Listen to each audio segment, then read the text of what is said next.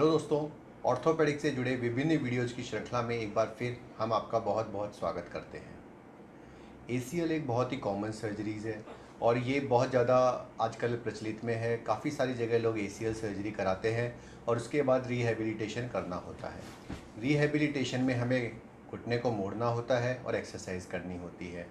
घुटने को मोड़ने वाली एक्सरसाइज की जो प्रोटोकॉल्स है वो सभी डॉक्टर्स की अलग अलग होती हैं। कुछ लोग अगले दिन से ही मोड़ना स्टार्ट करा देते हैं, कुछ लोग 10 से 15 दिन बाद मोड़ना स्टार्ट कराते हैं, जबकि कुछ लोग कुछ महीने बाद मोड़ना स्टार्ट कराते हैं।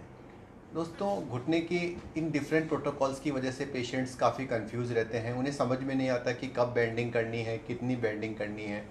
इसमें कुछ लोग तो ऐसा होता है कि बहुत जल्दी ही घुटना बेंड कर लेते हैं। मैंने देखा है कई बार पेशेंट्स 15 दिन में ही मेरे पास आते हैं और कहते हैं सर हमने पूरा घुटना बेंड कर लिया है, और बहुत खुश होते हैं कि जैसे उन्होंने कोई बहुत बड़ा अचीवमेंट कर लिया हो। इसके विपरीत कुछ पेशेंट्स ऐसे होते हैं कि 2 से 3 महीने गुजर जाते हैं लेकिन उनका घुटना बैंड ही नहीं होता, क्योंकि उनकी जो पेन की टॉलरेंस होती है वो इतनी कम होती है कि वो कोई प्रयास ही नहीं करते। तो क्या सही है, क्या गलत, इसके बारे में हमेशा से लोग मुझसे सवाल पूछते रहते हैं कि सर हमें घुटना कितने दिन में मोड़ना चाहिए, कितना जल्दी मोड़ना चाहिए, कितना प्रेशर लगाना चाहिए, किस तरह से ये काम करना चाहिए। ये बार बार कमेंट सेक्शन में ऐसा मुझसे पूछा जाता रहता है। तो इसलिए आज मैंने डिसाइड किया कि एक स्पेसिफिक वीडियो सिर्फ इस बारे में बनाऊं कि एसीएल सर्जरी के बाद घुटने के मोड़ने के क्या नियम हैं जिन्हें हमें फॉलो करना चाहिए। फ्रेंड्स, जो एसीएल सर्जरी है उसके बाद जो घुटने की बेंडिंग है उसके बारे में सबसे इम्पोर्टेंट बात यह है कि अगर आपकी कोई और सर्जरी नहीं हुई है, यानी सिर्फ एसीएल की प्रॉब्लम थी और उसकी सर्जरी हुई है, तो घुटना अगले दिन से आप मोड़ना स्टार्ट कर सकते हैं। इसमें हमारा जो टारगेट है वो ये होना चाहिए कि घुटना 15 दिन से लेके 30 दिन के अंदर 90 डिग्रीज तक मुड़ जाना चाहिए और 2 महीने में पूरा मुड़ जाना चाहिए। 15 दिन में जल्दी से घुटना मोड़ देने में नुकसान ये होता है कि इससे आपका लिगामेंट लूज़ हो सकता है या वीक हो सकता है। इसके विपरीत यदि आप घुटना मोड़ने में बहुत ज़्यादा टाइम लगा देते हैं, जैसे 2 से 3 महीने, तो घुटना स्टिफ हो सकता है। तो आप ये टारगेट लेके चल सकते हैं कि डेली 5-5 से 10-10 डिग्री पैर को बेंड करेंगे और 1.5 महीने के अंदर घुटना पूरा का पूरा जो घुटना है वो आपका नी बेंडिंग आ जाना चाहिए। अगर आपका घुटना 2 महीने तक पूरा बैंड हो जाता है और कुछ इंच बच जाता है तो भी चिंता की कोई आवश्यकता नहीं है। बल्कि मैं कहूँगा अगर 2.5 से 3 महीने में भी घुटना बैंड होता है तो हमें किसी प्रकार से घबराने की आवश्यकता नहीं होती। तो इसमें चिंता की बात कब पैदा होती है, जब घुटना 4 महीना हो जाता है और उसके बाद भी अगर घुटना 90 डिग्री तक ही मुड़ा है तो ये थोड़ी चिंता की विषय हो सकती है। अगर आपका घुटना 90 डिग्री तक ही मुड़ा है तो ऐसे में आपको तुरंत अपने डॉक्टर से कांटेक्ट करना चाहिए। अगर 3-4 महीने हो चुके हैं और अब घुटने की बेंडिंग एक जगह आके स्टक हो चुकी है और आगे घुटना बिल्कुल नहीं मुड़ रहा, तो ये कुछ चिंता का विषय हो सकता है। ऐसे में थोड़ी अग्रेसिव फिजियोथेरेपी, अग्रेसिव रिहैबिलिटेशन की ज़रूरत होती है, जिसमें थोड़ा प्रेशर लगाकर घुटने को मोड़ा जा सकता है। दोस्तों, अगर आपने भी एसीएल सर्जरी कराई है और आपका घुटना टाइट हो गया है तो आप व्हाट्सएप एसीएल हेल्प प्रोग्राम के द्वारा कुछ शुल्क देकर हमसे प्रोग्राम ज्वाइन कर सकते हैं, जिसमें हम आपकी अग्रेसिव रिहेबिलिटेशन करा सकते हैं।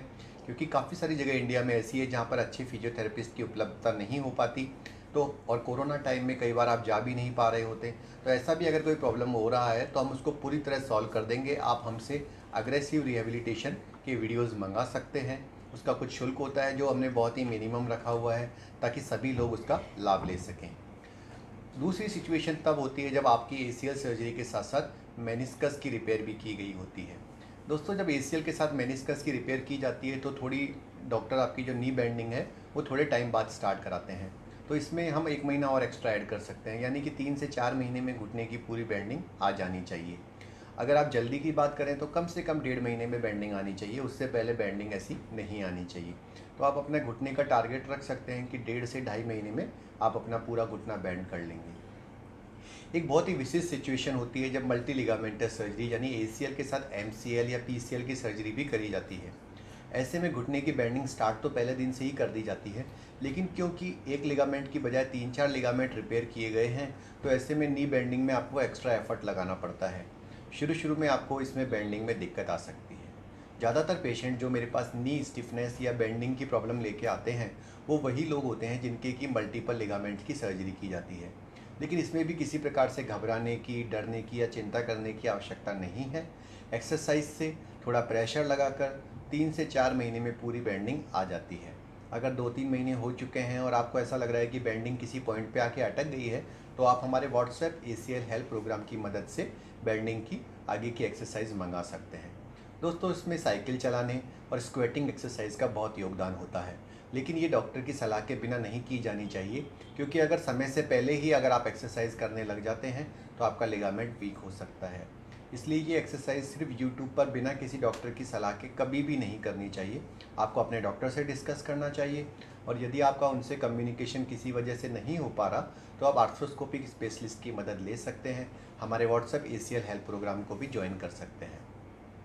अगर घुटना 4 से 5 महीने गुजर चुके हैं और अभी भी बेंड नहीं कर पा रहा, तो आर्थ्रोस्कोपिक अडेजियोलाइसिस किया जाता है। इसमें घुटने में पेशेंट को सुन्न करके दूरबीन डालकर जो अंदर जाले बन जाते हैं, स्पाइडर जिस प्रकार से मकड़ी जाले बना देती है, उसी प्रकार से घुटना भी अगर 3-4 महीने तक बेंड नहीं होता तो मांस आपस में चिपक के जालेनुमा संरचना बना देता है, जिसे हम अधेजन्स कहते हैं। इनको दूरबीन की सहायता से मेल्ट कर दिया जाता है, इसे आर्थ्रोस्कोपिक अडेजियोलाइसिस कहते हैं, और उसके बाद घुटने को मोड़ दिया जाता है।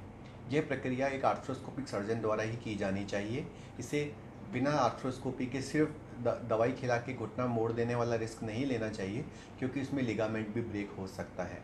तो अगर आपका घुटना 4 से 5 महीने हो गए हैं और आगे नहीं मुड़ रहा, तो आप आर्थ्रोस्कोपिक अडेजियोलाइसिस के लिए आप हमसे नीचे दिखे गए नंबरों पर कांटेक्ट कर सकते हैं। दोस्तों, समय समय पर हम आर्थ्रोस्कोपी की विभिन्न बीमारियों के बारे में डिस्कस करते रहते हैं, जिसके बारे में अगर आपको कोई कन्फ्यूजन हो तो आप नीचे दिखे नंबरों पर कांटेक्ट कर सकते हैं या फिर व्हाट्सएप द्वारा हमारी मदद ले सकते हैं। तो ये थी जानकारी घुटने के मोड़ने के बारे में, कि घुटने को कैसे मोड़ना चाहिए, कितना मोड़ना चाहिए और कब तक मोड़ना चाहिए। दोस्तों, इसके अलावा एक सवाल मुझसे बहुत सारे लोग पूछते हैं कि सर, हम रात को एक्सरसाइज करके सोते हैं लेकिन सुबह सुबह घुटना उतना ही टाइट निकलता है, तो ये प्रॉब्लम क्यों होती है। दोस्तों, जो हमारा मांस होता है वो एक रबर बैंड की तरह बिहेव करता है। रात को जब आप उसे पूरा इलास्टिक से स्ट्रेच कर देते हैं तो सुबह वो दोबारा टाइट निकलता है। तो ये एक स्ट्रगल है जो आपको करनी होती है। 3 से 4 महीने तक लगातार ऐसा करने से धीरे धीरे ये जकड़न दूर हो जाती है। लेकिन अगर मल्टी लिगामेंटल सर्जरी है, जिसमें ACL, PCL, MCL सारे ही लिगामेंट की सर्जरी की गई है, तो ये जकड़न जाने में कई बार 1.5 से 2 साल भी लग सकते हैं। लेकिन इसमें सबसे इम्पोर्टेंट बात यह है कि किसी भी जगह आपको हताश नहीं होना है, परेशान नहीं होना है। हम लोग आपकी हेल्प के लिए हमेशा उपलब्ध हैं। आप कभी भी ऑनलाइन हमसे हेल्प ले सकते हैं।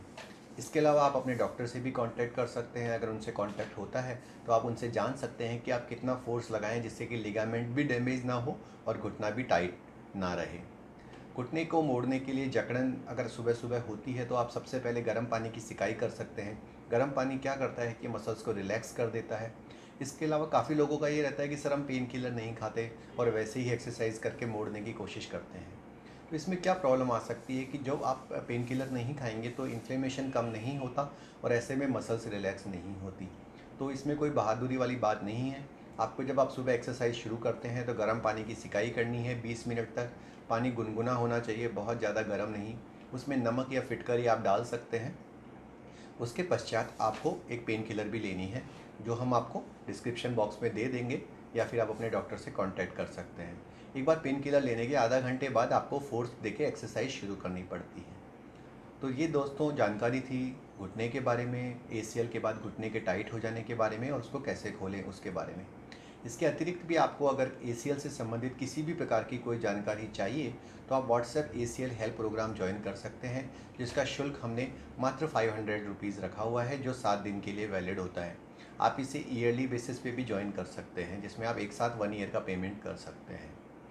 इस प्रोग्राम को शुरू करने का हमारा मकसद ये है कि इंडिया के जो राज्य है जहाँ पर कि फिजियोथेरेपिस्ट उपलब्ध नहीं है या डॉक्टर्स की round the clock service available नहीं है, पेरीफेरी में बहुत सारे ज़िले हैं, गांव हैं जहाँ पर लोग बार बार रोज़ फिजियोथेरेपिस्ट के पास नहीं जा सकते, तो हम उन्हें वीडियो उपलब्ध करा देते हैं, दवाइयाँ उपलब्ध करा देते हैं, ताकि उन्हें सारी जानकारी घर बैठे ही मिल जाती है। दोस्तों, काफ़ी सारे लोग आप मुझसे ये भी सवाल करते हैं कि सर, आपने ये सुविधा बिल्कुल निःशुल्क क्यों नहीं रखी। तो दोस्तों, वैसे तो आपको पता ही है कि हम सारी जानकारी यूट्यूब पर निःशुल्क उपलब्ध कराते रहते हैं। यहाँ तक कि हमने अपनी वीडियोस को भी मोनेटाइज नहीं किया है, ताकि बीच बीच में आपको एडवर्टाइजमेंट का व्यवधान भी नहीं हो। लेकिन हमें ये भी देखना होता है कि सामने वाला इस प्रोग्राम को लेकर कितना सीरियस है। हमने देखा है कि जब सर्विसेज फ्री में बांटी जाती है तो लोग उनकी वैल्यू नहीं करते। इसलिए हमने मात्र 500 रुपीज़ में ये इंडिया का सबसे सस्ता हेल्थ प्रोग्राम बनाया है, जिसे आप ज्वाइन कर सकते हैं और इसका पूरा लाभ ले सकते हैं। और इसका कॉन्टैक्ट भी हमने किसी स्पेशल सॉफ्टवेयर या एप्लीकेशन ना रखते हुए सिर्फ व्हाट्सएप रखा है, क्योंकि व्हाट्सएप का फ़ायदा ये है दोस्तों कि हम सभी जानते हैं कि ये सभी के मोबाइल में निःशुल्क उपलब्ध रहती है। तो दोस्तों ये जानकारी थी ACL के बारे में। इसके अलावा भी अगर आपका कोई सवाल हो तो आप मुझसे कमेंट सेक्शन में जाके पूछ सकते हैं। धन्यवाद। Thank you.